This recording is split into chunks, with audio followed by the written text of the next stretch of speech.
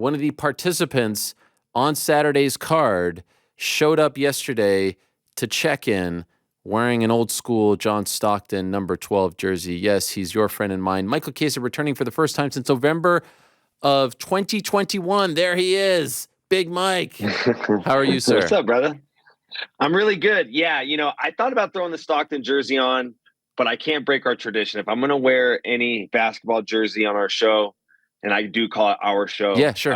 It's going to be a Knicks jersey. I know. I saw it yesterday, and I was like, I appreciate what you're doing as a fan of '90s basketball. I appreciate it. I was wondering if you were jumping ship, but then I just thought you were paying homage to one of the greats of Salt Lake City, right? Well, I have a lovely story for you. You're going to like this. Okay. So obviously, John Stockton, he's one of Spokane's finest. He played for Gonzaga. And for people that wonder, it's not Gonzaga. It's Gonzaga. Okay. Played for Gonzaga out of Spokane. And my grandmother had a really nice antique shop. And John Stockton used to come after hours and buy antiques from my grandma. No way. Yeah, so I've been a Stockton guy for a long time. Did you ever meet him?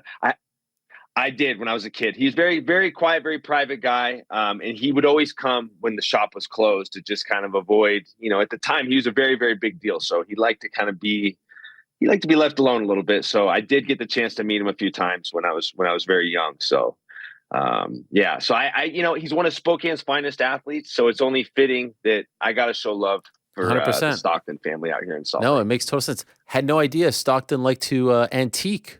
Like to go antiquing, as they say. Who knew? Had no idea your family was in the antiquing business as well.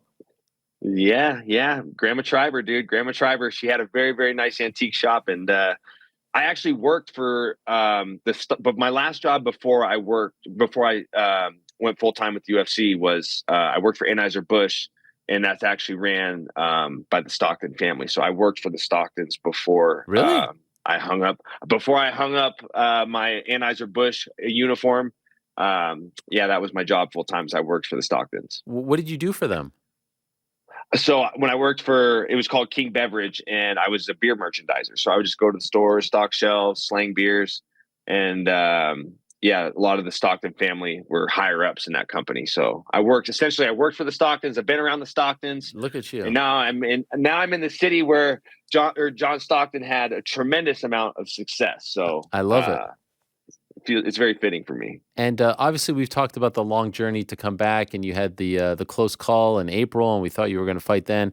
Last fight, November of 2021. What a freaking road to get here. What does it feel like to be in the midst of fight week? You're cutting weight. The face is a little slimmer. I see it. I know. Well, I shaved. You did shave as well. You did shave as well. But like, it's there. You can feel it. You can sense it. You're checking in. It's been almost 2 years since your last fight.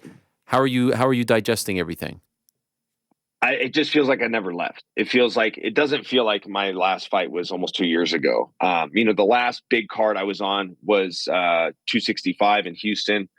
It doesn't feel like I've been away. I've had long layoffs due to injuries and stuff, so I don't anticipate to have any issues when it comes to the competition. When I look at the situation with what happened in April, there is a light in that whole situation. And I don't believe in ring rust, but I do believe in camp rust. And so unfortunately for me, I got a full camp under my belt when I was training for Li Jingliang. So I shook off the camp rust, and it made it easier this training camp to deal with the rigors of the hard sparring and just everything that comes with it. So, but when it comes to competition, man, I'm a competitor. I was born to do this, and it just feels good to be back at fight week. And it feels good to be here. The city, there's something about being here in Salt Lake City and John Stockton playing for the Utah Jazz, him having the success that he had. There's certain things about it that just feel like something's in the air for me. I think that we're in for a really special performance from myself. How did you feel when you got the name Kevin Holland? It's not like they're letting you ease your way back into it. He looked great in his last fight. He's a tough out at 170 and 185, but having success at 170. Your thoughts on the matchup when they approached you with this name? When have I ever wanted an easy fight? Yeah. I've never wanted an easy fight, and I feel like Kevin and I have kind of been on a collision course to fight each other. I think had I got to fight in Miami, I think him and I would still be fighting each other on this card. So I think it was inevitable, and I think it's better to catch him now before he really hits his prime at 32. I know how I felt from 30 to 35, and I think Kevin's best years are ahead of him. But I'm happy with this fight. I like somebody that's going to bring the fight. and it's fun to be on the main card with him. I like this matchup a lot. I've known this was going to happen for a long time. Even when he fought at 185, I would pay close attention to his weigh-ins. He'd always weigh in around like 183, and I'm like, this guy's going to be a welterweight someday. Him and I are probably going to fight. Styles make fights, and I just feel like him and I have been on a collision course. I got a tremendous amount of respect for him. He's a fierce competitor. He's a fighter's fighter. I mean, in 2020, he went on one of the best COVID runs we've ever seen. Those are the guys I want to fight. I don't want to fight easy fights. Li Jingliang was he's a tremendous opponent. I think the world of him, but that was a much more favorable matchup. And I feel like I like this fight better. I like this fight. I like the challenges that it presents. I like this fight better than the one I had in Miami. I want to be tested. I'm not here for easy fights, Ariel. Why do you feel like you were on a collision course? Excuse me. Like something about your interactions, or is it just you had a feeling that at some point you guys would fight each other? Just kind of a feeling. Just there was just something that, my intuition can be pretty spot on sometimes, and I just feel like him and I were just destined to fight at some point, and I was correct. And I'm glad that it's now. I think this is going to be a really fun fight for the fans. I'm going to enjoy competing against him. I think he's going to bring out the best in me. It's going to be a fun night. It's going to be a good night for our team. Where do you think he's better, 185 or 170? We'll find out. I think we'll find out. I think that at 185, until you run into the guys that are a lot bigger, I think he really could have ran through anybody. I mean, him beating Jacare Souza, that's a huge feather in his cap. I still look at that fight like, holy crap, he knocked out Jacare on the ground from his back. That's about as good of a win as you're going to get at 185 pounds. I think that this is the right weight class for him. I think that nobody will have a size advantage over him. He's one of the taller guys. He's one of the longer guys. But I've been in there with a guy with that frame. I fought Neil Magny, and I had a lot of success in that fight. But I think that this is the best weight class for him. I think 185 is better for him because he doesn't have to cut weight, and he's making the drop down. But for me, I like that I'm the one coming up a weight class. I don't have to deal with the extra cut. And I think that's something that could play into my favor.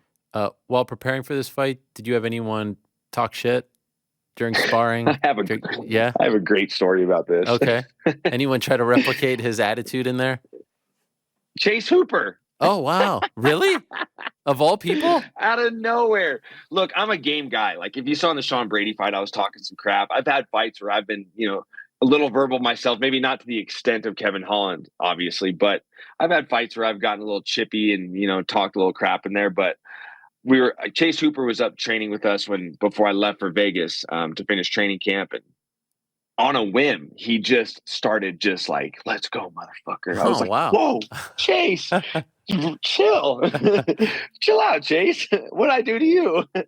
But it was just funny because nobody told him to do it. He just did it. But yeah, there was a few sessions that we had where we did that. I think it's kind of hard to talk crap when I'm kind of kicking someone's butt in the gym. So, yeah. But, for Chase, it was just funny because nobody asked him to do it. He just did it. And I was just like, once we got done, I was like, where'd that come from? He's like, well, I don't know. You're fighting Kevin Holland. I figured I would talk some shit. I was like, Hooper, bless your heart. What a guy. That's a great teammate. I love that. And very unexpected as well.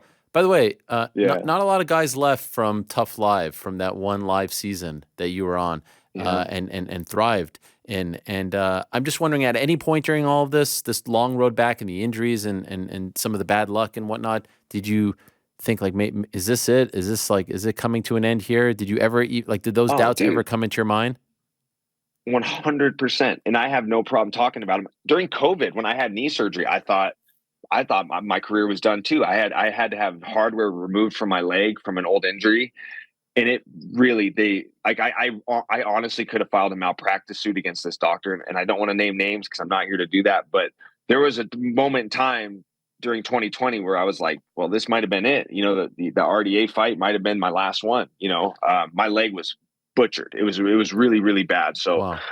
And then through the long road back, the big thing for me was, talking to my peers, mainly Daniel Cormier, because I had a back injury. I've had a history of back problems. And the surgery that he had after the Lewis fight was the same one they wanted to do on me. And he was just like, don't do it. Don't do it. I could never train the same. And for you wrestle like your style, you're not going to be able to train the same way. So, So I stayed off the surgery. I had to have a lot of injections. There was a lot of doubts for sure. But everything worked out and I'm here. I have a full bill of health. There's a reason why too that I spend a good chunk of my camps down at the UFC Performance Institute. And I can honestly say, and I'm not just saying this because I'm headed into a fight and Kevin's probably going to watch this, but I spent the least amount of time in the PT room than I ever have. So my body is literally firing on all cylinders. It's like I don't know, it's like my third or fourth life in MMA where I felt like I've had injuries where I thought it was done. 2016, I thought I was done when I ruptured my disc before the Tony Ferguson fight. I've had a lot of injuries. Like I haven't had the traditional ACLs or shoulder repairs. I've had like severe back injuries, malpractice, hardware removal. I've had Oh. these crazy, weird, kind of catastrophic injuries, and somehow I found a way to pull through. But yeah, there was definitely a point in time where I was like, if I'm going to get that back surgery, I'm not going to compete anymore. It's not worth the risk. If I can't train the way I need to train, I'm just putting myself in harm's way. But fortunately, we were able to pull through, and my back's great. So, I can attribute a lot of that to the UFC PI staff. Man, they took good care of me. We figured out a way to structure my training, my strength conditioning, and the things that are important to me, to where I can still train the way I need to train that suits my style and not be compromised. So it's crazy that I didn't spend that much time in the PT room this camp. I feel really good. I mention you to a lot of people because of the TV work that you do, because you were kind of, you were on the outside looking in, and you kind of like willed this into existence. Like you kept putting it out there, you worked your ass off, you were omnipresent, and you kept letting people know that you want to do this. And now it's like you're freaking swimming in jobs, and hopefully that will improve to like higher profile roles on the broadcasts and whatnot. But I'm just wondering, doing that stuff and being around the fights and preparing and doing research and all that, does that help you not?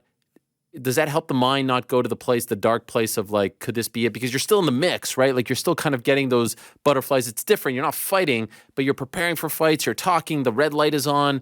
If you didn't have all that stuff, do you think this road back would have been tougher?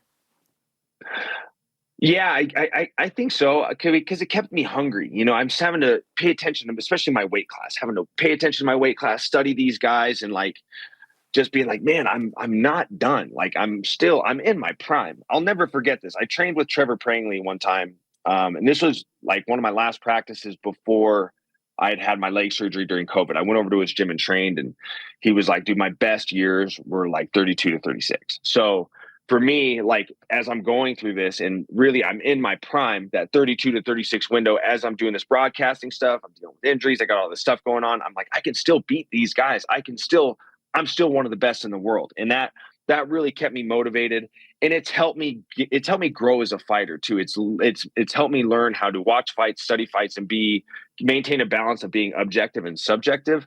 Hmm. And I really did will that into existence, Ariel. I'll never forget Mexico City when I walked up and ripped the mic out of your hands and was Yeah, like started interviewing you. yeah, And surprisingly, that actually did gain a little bit of traction with the higher ups. So if you want something, you have to go for it. Like I tell people, ask me all the time, certain fighters are like, hey, how do I get to the desk? I'm like, I could tell you how, but I don't know if you're going to do it. Like I actually won fights and took that 60-second window after a yep. fight that's so valuable to call out a fight or call your next shot. I spent that 60-second window on saying, hey, when do I get to have a microphone in front of my face so I can talk about fights? Like it's something I've always wanted to do. John Anik kind of planted that seed when we were on Ultimate Fighter, and everything has worked out for the best. And I love that my life is completely entrenched in mixed martial arts. I'm a fighter, I'm a commentator, I'm an analyst. I have to pinch myself every morning I wake up because to me, live the greatest life ever. Like my life could not be any better. I have an amazing wife, I have an amazing career, and my life, it just revolves around the thing I love the most, which is mixed martial arts. That is great to hear.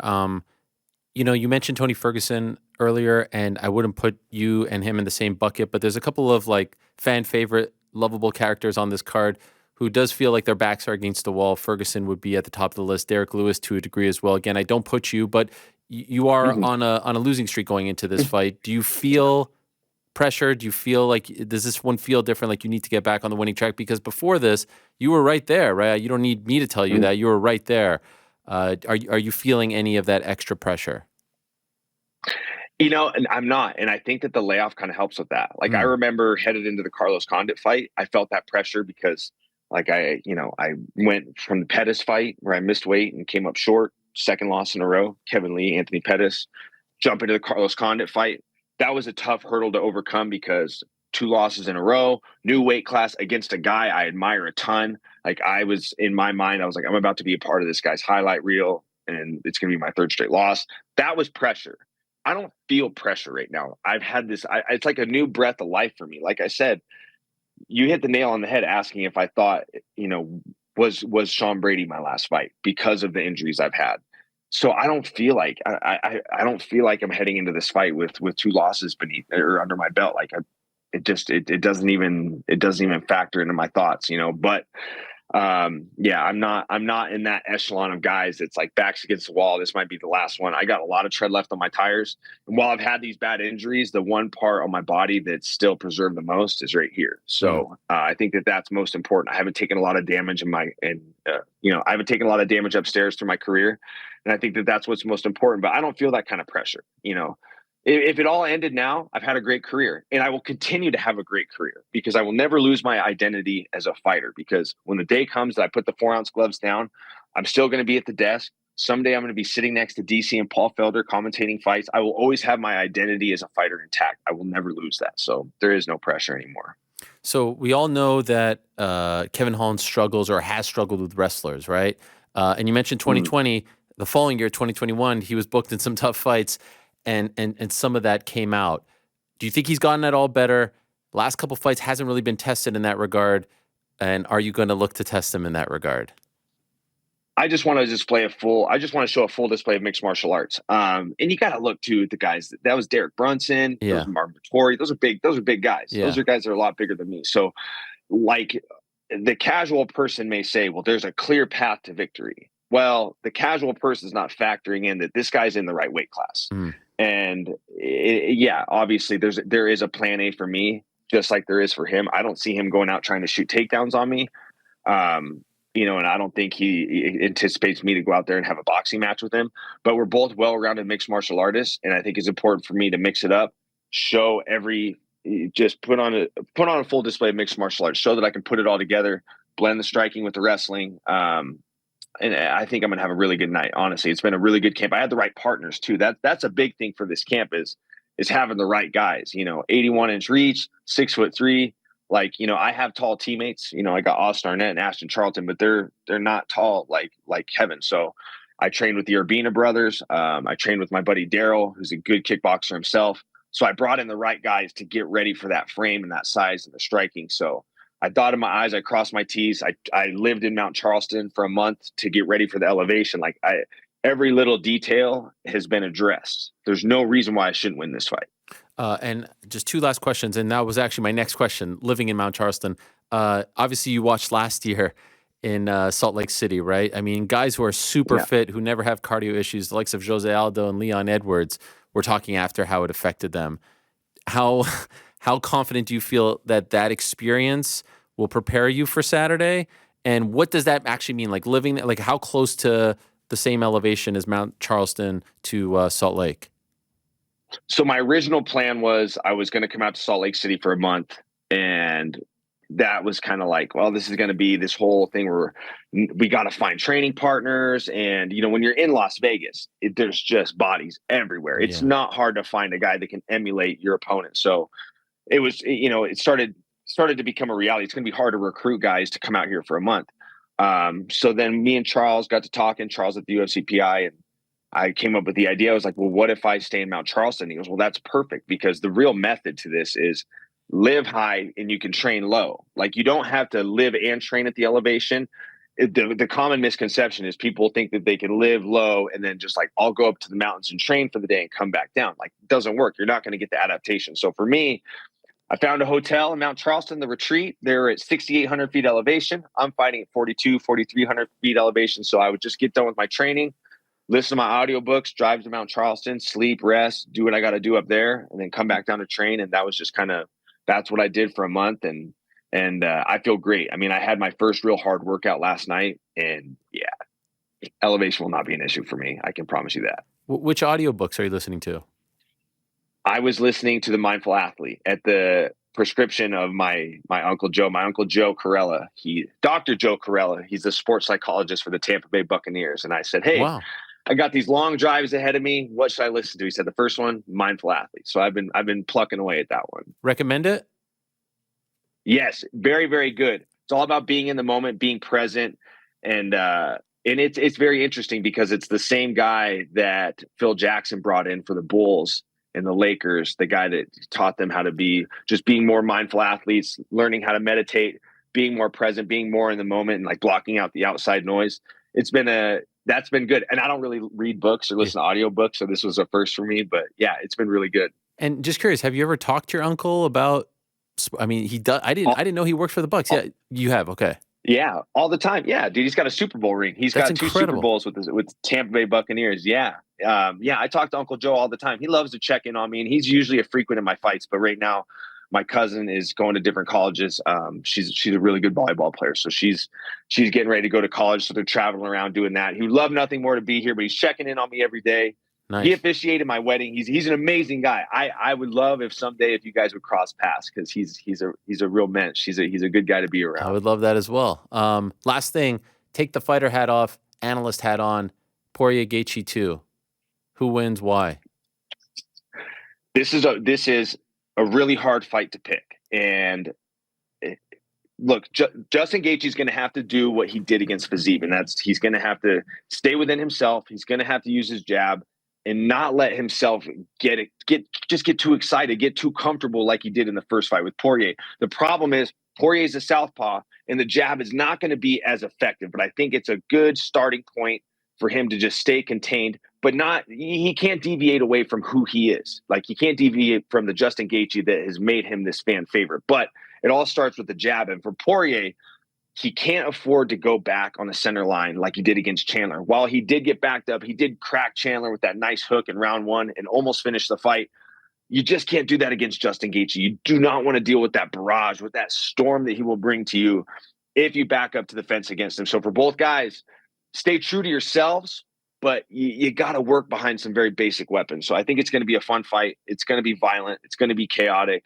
And I love the fact that they're fighting for the BMF title. I think that this fight validates the BMF title. These are two guys that either one of these guys could have been the undisputed world champion if there wasn't a guy named Khabib Nurmagomedov at the top of the mountain. So I think that these two guys fighting for this belt validates it, and it's going to be a tremendous fight for the fans. That was tremendous analysis. Can I just push back on one quick thing?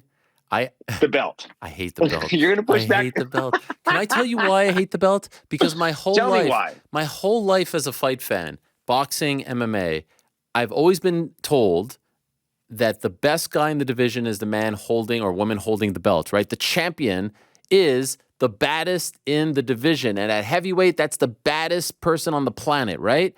And so if I'm the champion of the weight class, which these guys are fighting in, it happens to be 155, and in this case it's Islam, I'm like, wait, hold up. I'm the baddest man on the planet. This belt says I'm the baddest man on the planet. So it has to be something. If it was for the most violent man on the planet, I'd be cool with it. But to me, it's somewhat insulting to the actual champion of the weight class that there's now another guy who people are saying, no, that's the cool mofo. That's the baddest man. No, the belt that person holds means to the world that he's the baddest man. Do you get what I'm saying? I understand what you're saying. And look, I had a little quarrel with it when the BMF title was first introduced. And I'll tell you what it was. It was because Donald Cerrone wasn't the one fighting for it. Because to me, that's the original BMF. Yeah. But I think that it's deserving. And you got to think from a business standpoint, Ariel, before we get off. From a business standpoint, it's getting really hard to stack the cards with multiple title fights through a calendar year. It's getting hard. While Poirier and Gaethje could be a 5-round non-title pay-per-view main event, anybody's going to purchase it. Yeah. It makes it easier to put the title on it, and it's deserving, in my opinion. It's very deserving these guys fight for a title, but it's going to open up the doors to where we can have maybe 3 title fights at MSG or 3 title fights at the end of the year. If they had to force a title fight onto this card, it might take away from the bigger cards at the end of the year. So it's fitting these guys, in my opinion, fight for the BMF title because they're both bad mofos. And I think it's gonna pay its dividends down the road from a business standpoint. This fight is so good. I don't need a fake title attached to it. That's the kind of fight fan I am. I don't need the title. I don't need what's that belt right there? How'd you win that? Win that one? Someone gave it to me as a present. It's a Fugazi belt. The point is, I like the steak. Well done. You like the sizzle. You see, I'm a pure fight fan. You guys all just like, oh, I need a belt. I don't need a belt. Tell me Poirier, Gaethje are fighting. I'm all good. They were good enough to headline Fox in 2018. They're not good enough to headline a pay-per-view card. That's silly, in my opinion. I gotta ask you though. You want to now? You're opening up the floodgates because now you're talking about steak and sizzle. I know. Talking as a guy that likes his steak well done. That's you right. like to chew on hockey pucks? Oh, I love it. But I'm Canadian. Who wouldn't? You get a hockey puck to the face. It's tremendous. It's just the way I like it. All right. It's the way I like it. I like all things salmon well done. They give you the salmon. It's all pink in the middle. Like, what the hell is this all about? Like, if I want sushi, I'll have sushi. If I want foie gras, I'll have foie gras. But I like my steak well done. And by the way, or if you want to chew on a rubber tire, you'll just chew on a rubber tire. By the way, the real problem are the people like you who have an issue with the way I like my meat. You eat your meat the way I'm not looking at your plate. You do you, I do me. But yet some people, I think it exposes your insecurities that you have an issue with the way in which I like my meat, as opposed to me having an issue. I'll tell you what it is. You just, ever since you broke out from under the corporate umbrella, and you've just become this outspoken guy, I don't like the way you speak about rare steak. It's just like... Listen, if that's your one issue with me, ever since I broke through, I'll take it. I'm okay with that. I'm at peace with that. That's my only issue with you. Outside of that, you're one of the best in the business, Ariel. And it is always a pleasure to chop it up with you, my man. Much love, my friend. Welcome back. Tremendous to see you back on the card. And good luck on Saturday. Can't wait for it. Thank you, Ariel. There he is. Michael Chiesa, big fight for him. Great main card.